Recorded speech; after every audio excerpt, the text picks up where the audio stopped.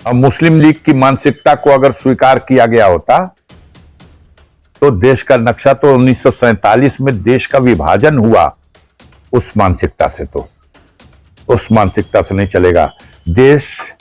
जोगी जी की दादागिरी से भी नहीं चलेगा, संविधान से चलेगा। भारत का संविधान हमारे देश का सबसे बड़ा ग्रंथ है। गर्व से कहो हम हिंदू।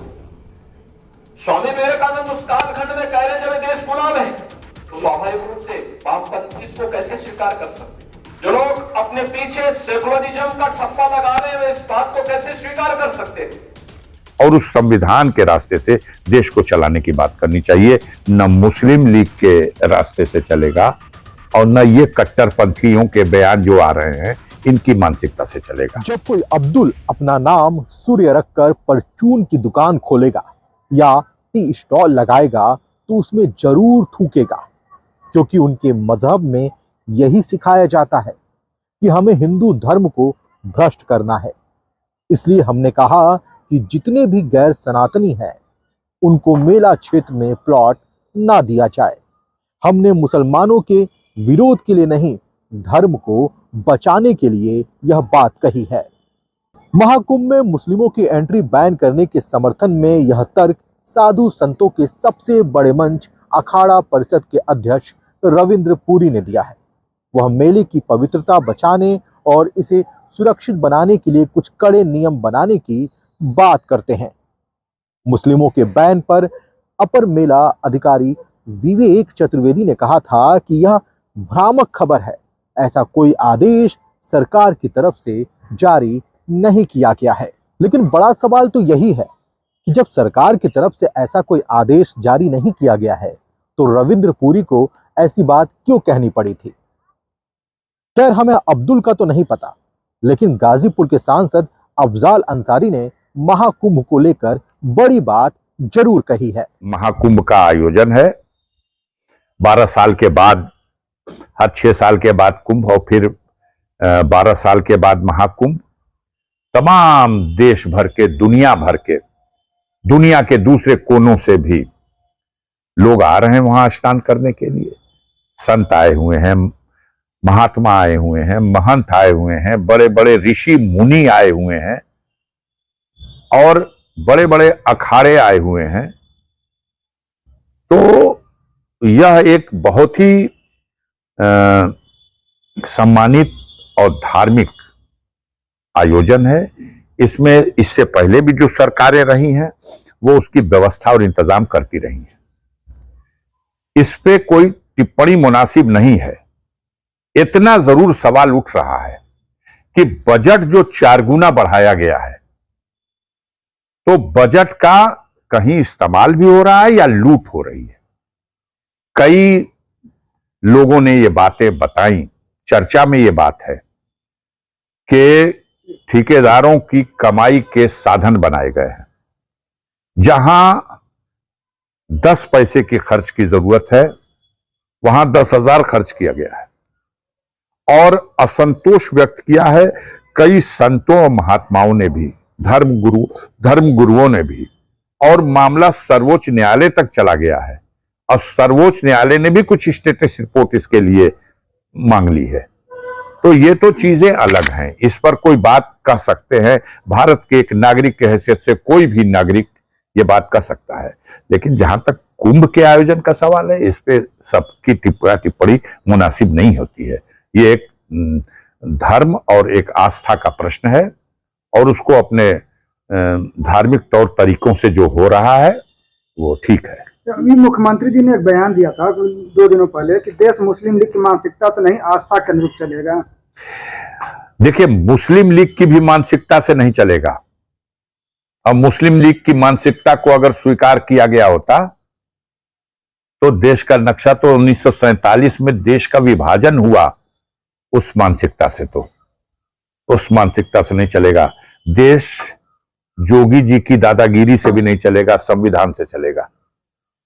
भारत का संविधान हमारे देश का सबसे बड़ा ग्रंथ है, उसी में सबका हित सुरक्षित है जो भारत का नागरिक है।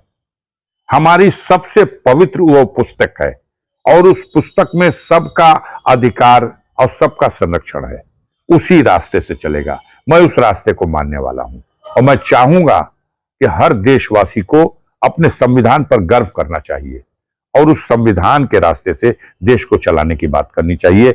न मुस्लिम लीग के रास्ते से चलेगा और न ये कट्टरपंथियों के बयान जो आ रहे हैं इनकी मानसिकता से चलेगा। अफजाल अंसारी समाजवादी पार्टी से सांसद हैं। अफजाल अंसारी के इस बयान से एक बात समझ में आती है कि वो मुस्लिम लीग और कट्टरपंथ की तुलना कर रहे हैं।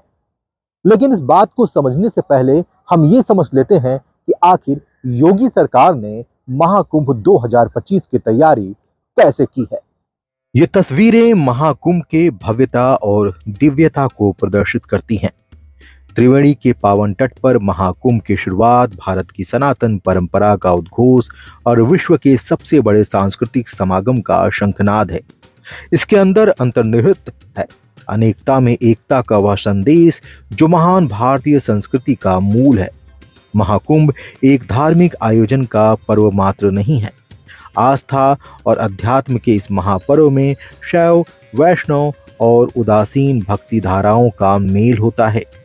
महाकुंभ में शैव परंपरा के अंतर्गत आने वाले 7 अखाड़े, वैष्णव परंपरा का अनुगमन करने वाले 3 अखाड़ों के साथ उदासीन विचारधाराओं का प्रतिनिधित्व करने वाले अखाड़े भी शामिल हैं। इसी तरह श्री पंचायती अखाड़ा निर्मल की सहजता और सेवा भाव के गुरुओं की वाणी यहाँ सभी अखाड़ों को साथ लेकर विभिन्नता में एकता का संदेश देती है।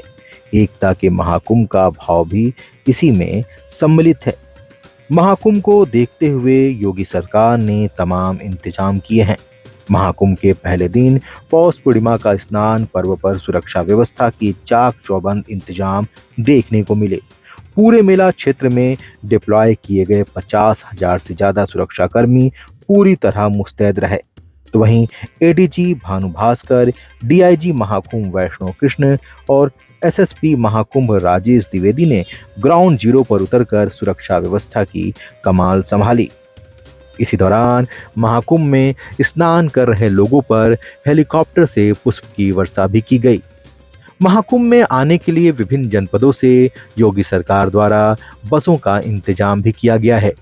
सड़कों की मरम्मत कराई गई है। वहीं महाकुंभ में किसी तरह की अनहोनी ना हो, इसके लिए सुरक्षा व्यवस्था के चाक चौबंद इंतजाम भी किए गए हैं। सभी यात्रियों को हर तरह का भोजन मिले, रहने की व्यवस्था हो, इसका भी ध्यान रखा गया है। महाकुंभ को लेकर केवल अफजाल अंसारी का ही बयान नहीं आया। महाकुंभ को लेकर कई अन्य मुस्लिम नेताओं के भी बयान आ चुके हैं। हम उन बयानों को भी समझेंगे और ये भी समझेंगे कि मुख्यमंत्री योगी आदित्यनाथ से लेकर अन्य नेता जो भारतीय जनता पार्टी से संबंधित हैं, उनके क्या बयान सामने आ चुके हैं। और हम ये भी जानने की कोशिश करेंगे कि महाकुंभ को लेकर साधु संतों के कौन कौन से बयान सामने आए हैं। बीते दिनों अखाड़ा परिषद के अध्यक्ष रविंद्र पुरी ने कहा था कि हमने हरिद्वार में देखा है कि कई मुस्लिम भाई संत बनकर घूम रहे हैं, इसलिए जो भी महाकुंभ में आए उसकी जांच हो, उसके पास आधार कार्ड हो ताकि पहचान हो सके। कोई भी उग्रवादी यहाँ संत बनकर आ सकता है।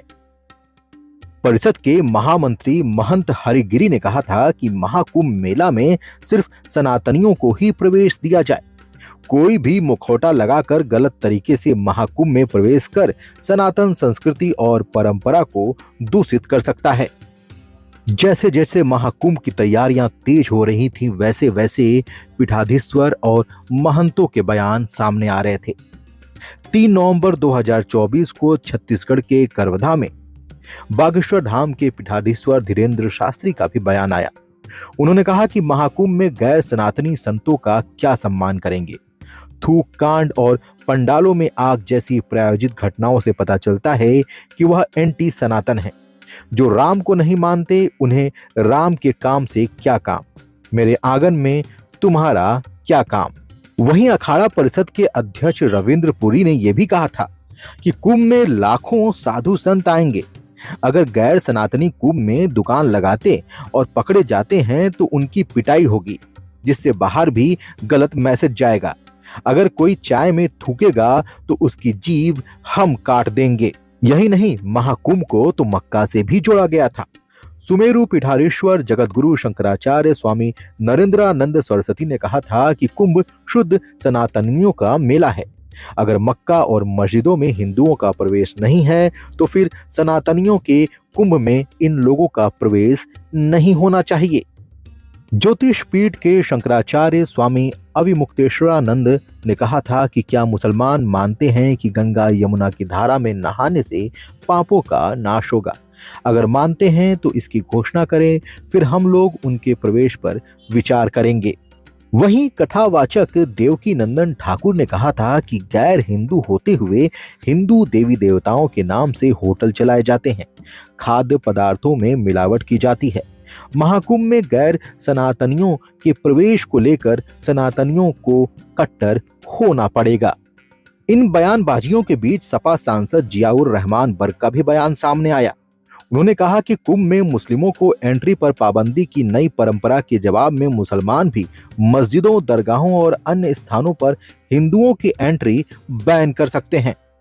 सपा सांसद डिंपल यादव ने भी कहा था कि वे यानी परिषद हमारे देश के सामाजिक ताने बाने और गंगा जमुनी तहजीब को नष्ट करना चाहते हैं।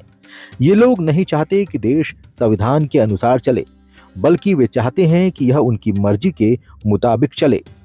ऑल इंडिया मुस्लिम जमात के राष्ट्रीय अध्यक्ष मौलाना मुफ्ती शहाबुद्दीन रजवी बरेलवी ने कहा था कि अखाड़ा परिषद का फैसला सांप्रदायिकता को बढ़ावा देने वाला है, समाज में नफरत फैलाता है। इस तरह के फैसलों से देश को नुकसान होता है। वहीं तहरीक मुस्लिम शब्बान के अध्यक्ष मौलाना मुश्ताक मलिक ने कहा था कि यह मुसलमानों और हिंदुओं को बांटकर एक नया हिंदुस्तान बनाने की कोशिश है, जो कभी सफल नहीं होगी। आपको बता दें कि कुल 5,482 वर्ग किलोमीटर में फैले प्रयागराज की आज के समय में कुल आबादी 60 लाख है।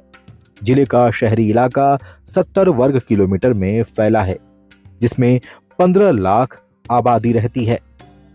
2011 की जनगणना के मुताबिक शहर में 75% हिंदू आबादी और 22% मुस्लिम आबादी रहती है।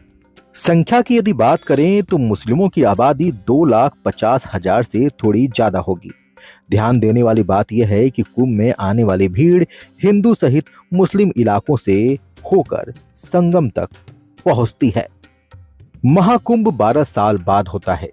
कुंभ में न सिर्फ हिंदुओं बल्कि मुस्लिमों के लिए भी हमेशा आकर्षण का केंद्र रहा है। दोनों का ही रोजी रोजगार इससे जुड़ा हुआ है। कुंभ में मुस्लिम झूले लगाने के साथ ही खाने पीने और अन्य सामान के स्टॉल भी लगाते रहे हैं।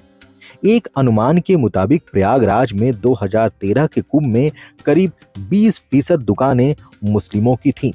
हालांकि इसका कोई सरकारी आधिकारिक आंकड़ा नहीं है। भारतीय इतिहास में मध्यकाल में मुस्लिम शासकों के दौर में भी कुंभ के पहले की तरह ही चले आते रहने की परंपरा मिलती है। दिल्ली सल्तनत से लेकर मुगल शासकों ने इसे बढ़ावा दिया है। महाकुंभ 2025 की तैयारियां भव्य की गई हैं। यहां पर करोड़ों की संख्या में लोग पहुंच रहे हैं, ऐसा दावा भी किया जा रहा है। अन्य महत्वपूर्ण खबरों के लिए हमारे साथ जुड़े रहिए और देखते रहिए अपना भारत टाइम्स। धन्यवाद।